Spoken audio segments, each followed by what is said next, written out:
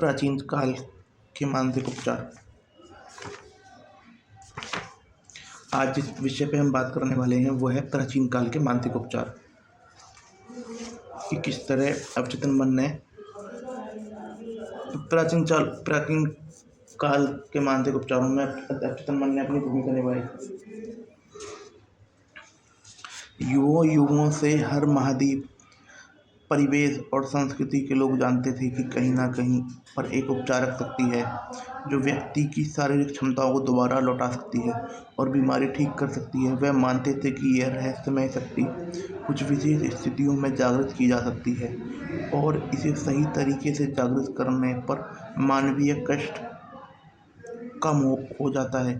सभी देशों का इतिहास इस विश्वास की पुष्टि करता है। देखो, पहली बात तो ये सब बातें हमें कहाँ से पता लगती है? इतिहास से। सभी देशों के इतिहास से इस बात की पुष्टि होती है। दूसरी बात, वो लोग जानते थे कि कुछ ना कोई शक्ति है जो मनुष्य के शरीर को दोबारा बना सकती है या उसके कष्ट को कम कर सकती है, परंतु वो लोग सोचते थे कि ये शक्ति कुछ विशेष स्थितियों में जागृत होती है। जैसे बोलते थे ना कि इस दिन ये कर लो, इस दिन वो कर लो, कि फलाने दिन जाकर टोटका कर आना, फलाने दिन जाकर टोना कर आना। जो लोग इस तरह की बातें करते थे ना, वो लोगों को पता था कि भाई कुछ ना कुछ शक्ति है, बस वो ऐसा करना पड़ेगा, रात में उठना पड़ेगा, 12 बजे करना पड़ेगा, खाना करना पड़ेगा, ये करना पड़ेगा। ये सब बातें उन्हें पता थी और वो सब बातें जानते थे वो लोग, पर उन्हें ये नहीं पता कि सबसे बड़ी जो सारा रहस्य है वो आपके भीतर है। दुनिया के शुरुआती इतिहास में मनुष्य को भले या बुरे के लिए गोपनीय रूप से प्रभावित करने का ज्ञान, जिससे बीमारी का उपचार भी शामिल था, जिसमें बीमारी का उपचार भी शामिल था, पुजारी और धर्मगुरुओं तक सीमित था। दुनिया के शुरुआती हिस्सों में मनुष्य को भले या बुरे के लिए प्रभावित करना, उसमें बीमारियों, जैसे लोग प्रभावित करते थे ना, अपने विचारों से लोगों को वो करते थे, मोहित करते थे। जादूगर नहीं है, कैद बना लेती है, ये बना देती है, वो बना देती है। ये वही तो चीज़ें हैं, है ना। इन लोगों को और इसमें बीमारी का उपचार भी शामिल था कि ऐसे बीमारी का उपचार भी कर सकते थे, परंतु ये पुजारियों और धर्मगुरु तक ही सीमित था। यह दावा किया जाता था कि ईश्वर ने उन्हें कुछ विशेष शक्तियाँ दी हैं, जिसमें उपचारक की शक्ति भी शामिल थी। वो ये दावा करते थे कि जो ये शक्ति है, इस पे हमारा एक अधिकार है क्योंकि हम स्पेशल हैं।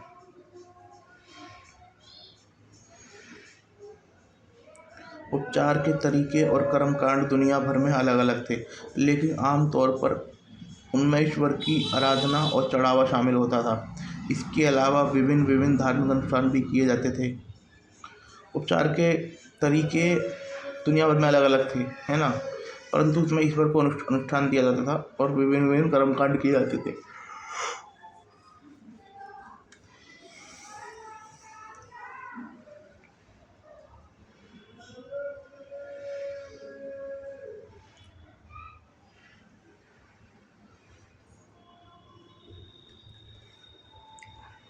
जैसे हाथ पर हाथ रखना, मंत्रों का प्रयोग, तावीज़ों, जंतर, अंगूठियाँ, स्मृति चिन्हों, तस्वीरों का प्रयोग करना। जैसे हाथ पे हाथ रखना, है ना, मंत्रों का प्रयोग, तावीज़, जंतर, अंगूठी, स्मृति चिन्हों, तस्वीरों का प्रयोग किया जाता था। उदाहरण के लिए प्राचीन मंदिरों में पुजारी रोगियों को नशीले पदार्थ खिलाते थे और उनके मूर्छित होने पर सम्मोहन के सुझाव देते थे। मरीजों को आश्वासन दिया जाता था कि उन्हें नींद में ईश्वर दिखेगा और उनका उपचार हो जाएगा। इस तरह बहुत से रोगी स्वस्थ हो गए। जैसे रोगी को ना नशीले पदार्थ दे दिए, फिर उसे नींद में सम्मोहन के विचार दिए जाते थे और उससे बोलता था कि आपको ईश्वर दिखेगा और आप ठीक हो जाओगे, और लोग ठीक हो जाते थे। हिकेट के भक्तों से कहा गया, राल लोबान गंधरस को छिपकलियों के साथ मिलाकर दूज की चांद की रोशनी में खुली हवा में रखें। हिकेट के भक्तों से कहा गया, राल लोबान और गंध रस को छिपकलियों के साथ मिलाकर दूध की चांद की रोशनी में खुली हवा में रखें, खुली हवा में कूटें। इस अजीब और ये लो, खुली हवा में कूटें। इस अजीब और रहस्यमय रस्म के बाद वे देवी की प्रार्थना करते थे, अपना बनाया हुआ काढ़ा पीते थे और सो जाते थे। अगर उनकी आस्था दृढ़ होती थी तो उन्हें सपने में देवी नजर आती थी। हालांकि यह अनुष्ठान हमें अजीब, संभवतः अति कल्पनाशील भी लगे, लेकिन इसके बावजूद अक्सर रोग ठीक हो जाते थे। बता दिया कि किस तरह अनुष्ठान करते थे। राल, लोबान और गंधरस के साथ छिपकली को कूटते थे दूज की चांद के में खुले आसमान में। देवी की आराधना करते थे और अपने बनाए हुए काढ़े को मिलाकर सो जाते थे। ये और उन्हें देवी और उन्हें आज तक देवी उनकी आस्था के अनुसार उन्हें सपने में देवी नजर आती थी। ये अनुष्ठान बेशक हमें अजीब लग सकते हैं, परंतु इसके बावजूद लोग अक्सर रोग ठीक हुए। देखो, एक बात मैं आपको बता दूं, लोग ना जैसे जैसे जब लोग सोने गए तो लोगों ने अपने अवचेतन मन को इस बात के लिए रेडी कर लिया कि देवी नज़र आएंगी, हम ठीक हो जाएंगे। लोगों ने अपने अवचेतन मन को जैसे उन्होंने स्वयं को हिप्नोटिक कर लिया और बोला कि भाई देवी नज़र आएंगी, हम ठीक हो जाएंगे। और अवचेतन मन में जब वो देवी नज़र आई तो वो ठीक हो गए।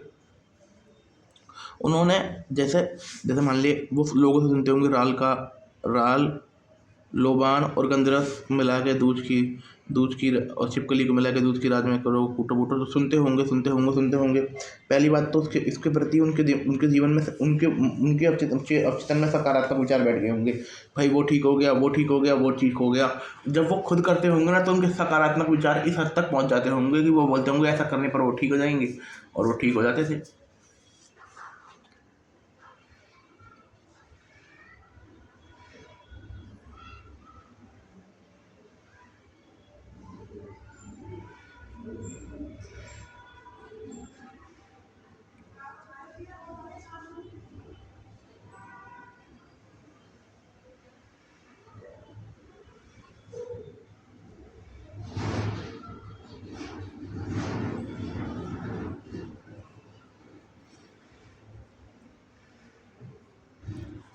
प्राचीन समय के लोगों ने अवचेतन की मानवीय अविश्वसनीय शक्ति के दोहन के कई कारगर तरीके खोज लिए थे, जिनमें वो उपचार करते थे। हालांकि वे जानते थे कि ये तरीका कारगर है, लेकिन वे यह नहीं जानते थे कि ये कैसे हो रहा है।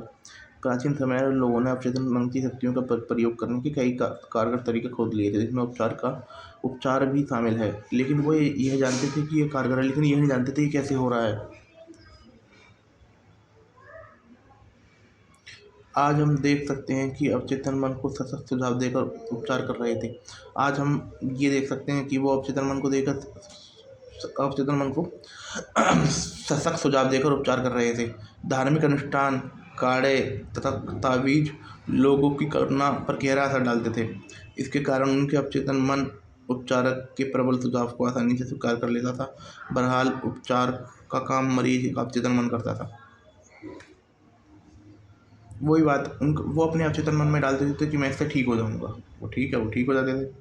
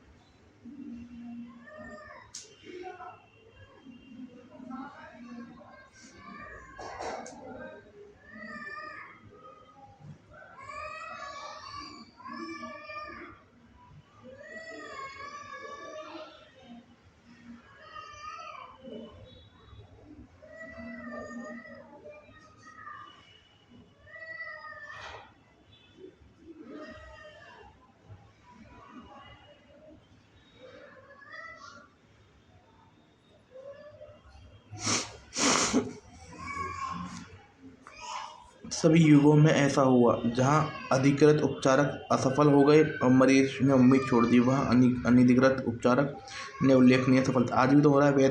जो वैद्य होते हैं, जो हकीम होते हैं, सफल हो रहे हैं। एमबीबीएस डॉक्टर नहीं हो पा रहे दुनिया में, अरे वो भी हो रहे हैं, पर दुनिया में ऐसे वो भी तो सफल हो रहे हैं। यह सोचने पर मजबूर करता है कि दुनिया के सभी हिस्सों में इन उपचारकों ने इलाज कैसे किया। इसका जवाब आसान है। ये उपचार इसलिए नहीं हुए क्योंकि रोगी के अंधविश्वास ने उनके अवचेतन मन में निहित उपचारक शक्ति को मुक्त कर दिया। उपचारकों ठीक है, वो मैंने सही बोला था, मुक्त कर दिया।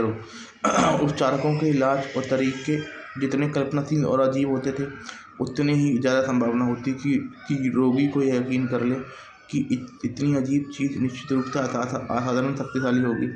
उत्तेजित भावनात्मक अवस्था के कारण उनके लिए चेतन और अचेतन मन में स्वस्थ सुझाव को स्वीकार करना आसान होता था। इस विषय में हम अगले अध्याय में विस्तार से पढ़ेंगे।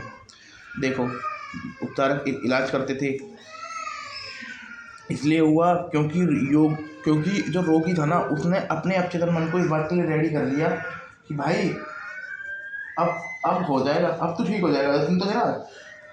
पहली बात तो आप ये उसके जाने से पहले लोगों से उसकी तारीफ सुन रहे हो कि भाई बहुत अच्छा है, बहुत अच्छा है, बहुत अच्छा है, बहुत अच्छा है, ये आपका इलाज कर देगा, ठीक है, ये हो गया, चलो।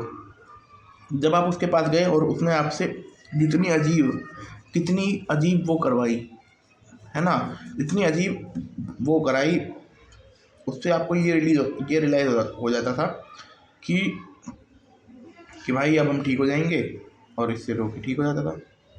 अवचेतन मन शक्तियों के प्रयोग पर बाइबल के प्रथम। जिस चीज़ की इच्छा आप करते हैं, प्रार्थना करते समय ये विश्वास करते हैं कि वह आपको मिल रही है, आपको मिल जाएगी। सही बात है।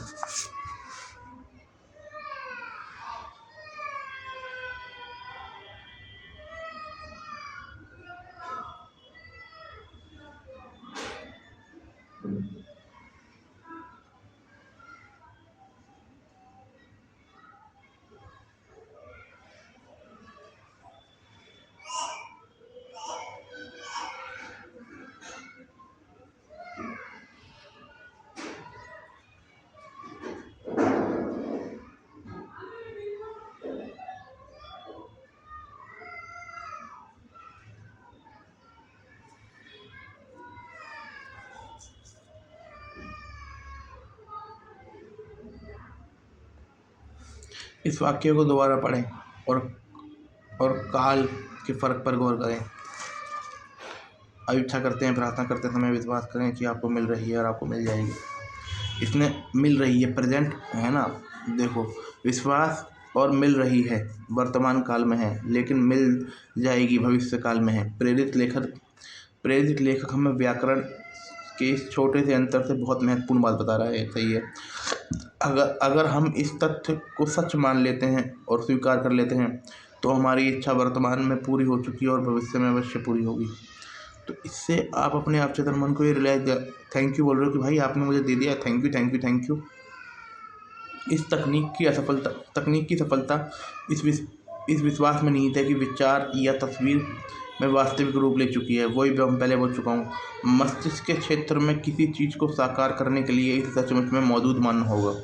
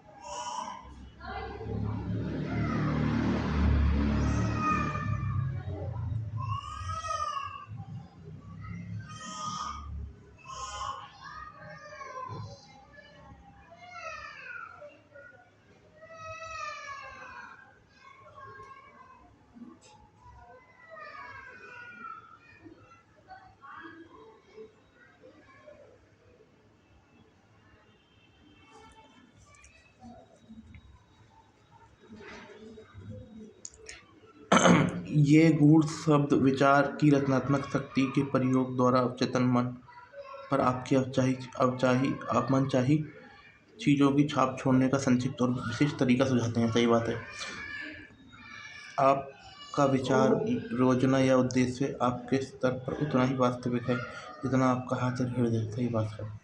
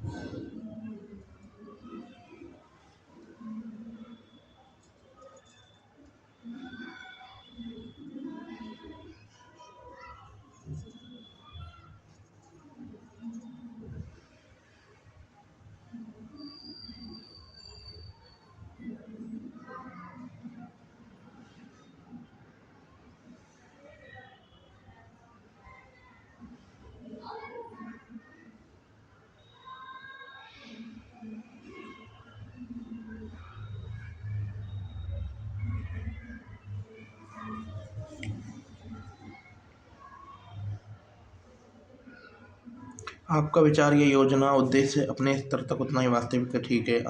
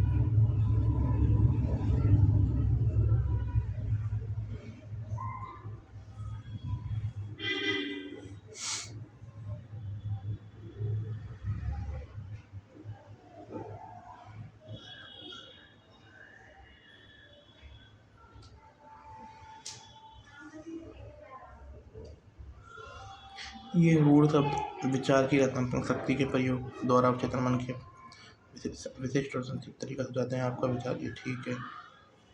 जितना आपका हाथ बाइबल की इस तकनीक का पालन करने पर आप अपने मन में परिस्थितियों या किसी भी ऐसी चीज़ के सारे विचार को बिल्कुल ख़त्म कर देते हैं जिससे नकारात्मक परिणाम हो सकता है।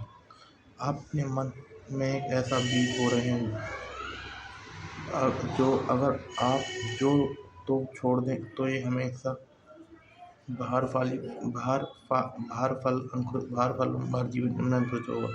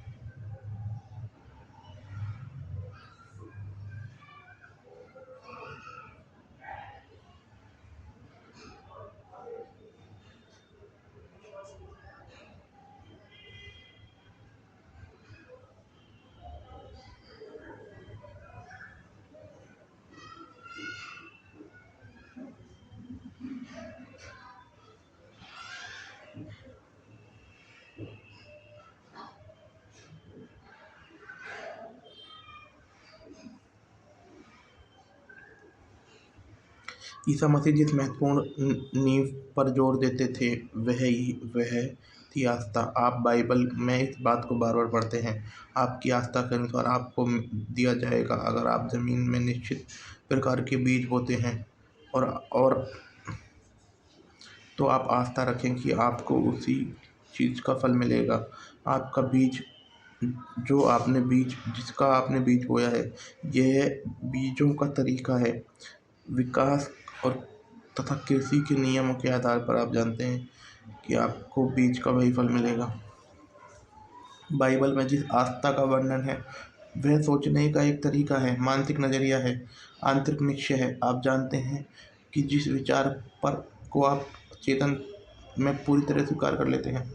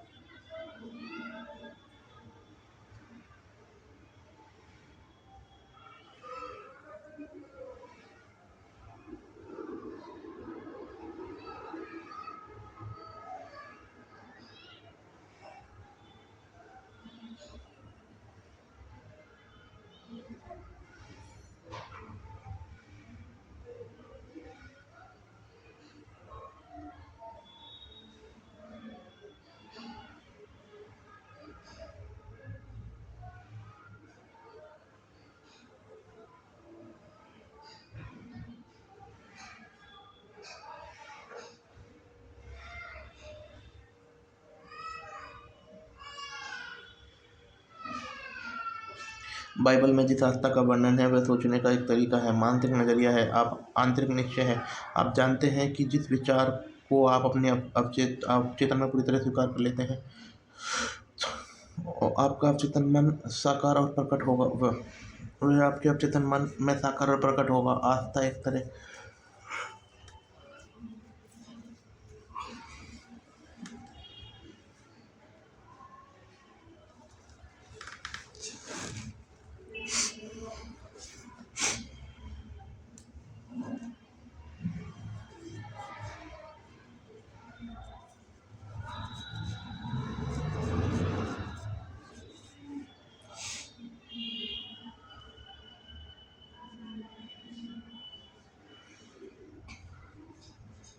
आस्था एक तरह से उसे सच मानना जिसकी तर्क शक्ति और इंद्रियों आस्था एक तरह से जिसे जिसे आपकी तर्क शक्ति और इंद्रियों ने अस्वीकार कर दिया है। यह आपके छोटे छोटे छोटे तर्कशील विश्लेषणात्मक चेतन मन की बात सुनने से इनकार करना है। यह आपके छोटे तर्कशील विश्लेषणात्मक चेतन मन की बात सुनने से इनकार करना। यह है आपके अवचेतन की आंतरिक शक्ति पर पूरे विश्वास पर नजरिया रखना। पूरे पूरे विश्वास का नजरिया रखना अवचेतन की आंतरिक शक्ति पर।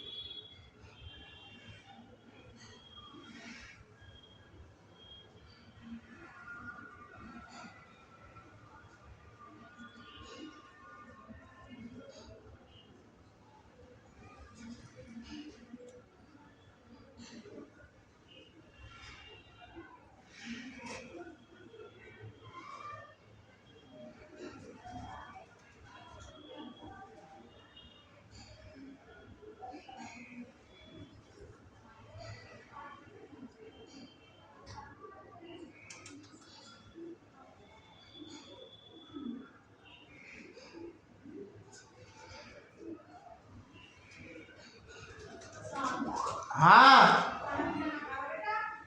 अभी आ रहा हूँ।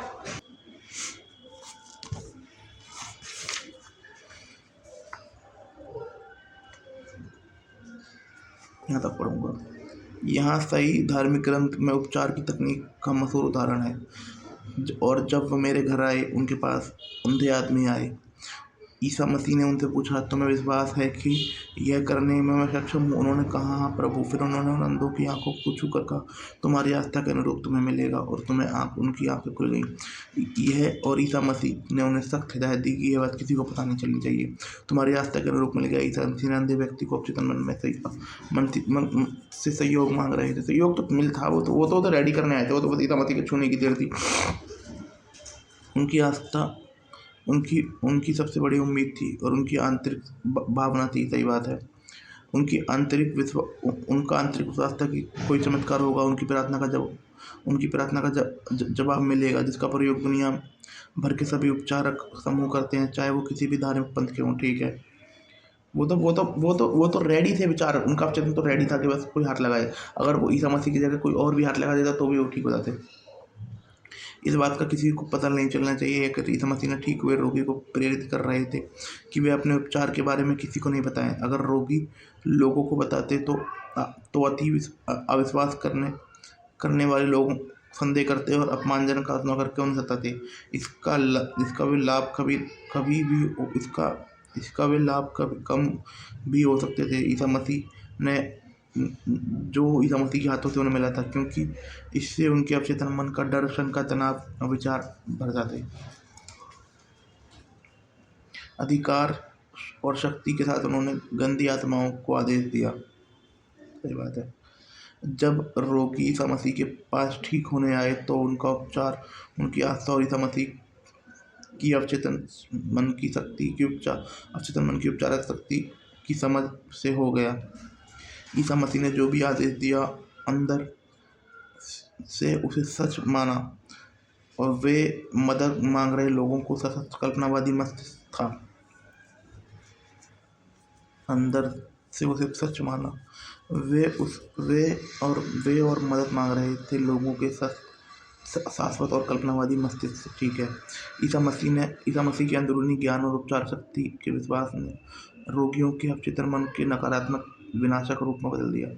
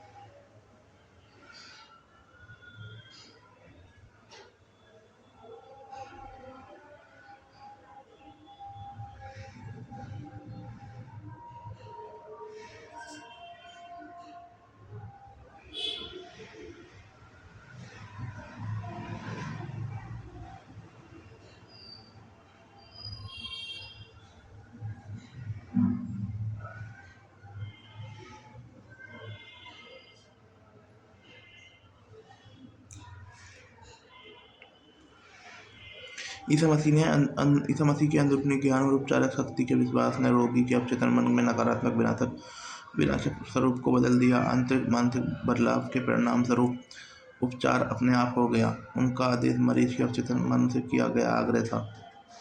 साथ ही उन्होंने अधिकार इसलिए बोला क्योंकि वो जानते थे कि अवचेतन मन तभी प्रतिक्रिया करेगा। अवचेतन मन की प्रतिक्रिया के बारे में वे जागरूक थे और उन्होंने इस पर पूरा भरोसा था।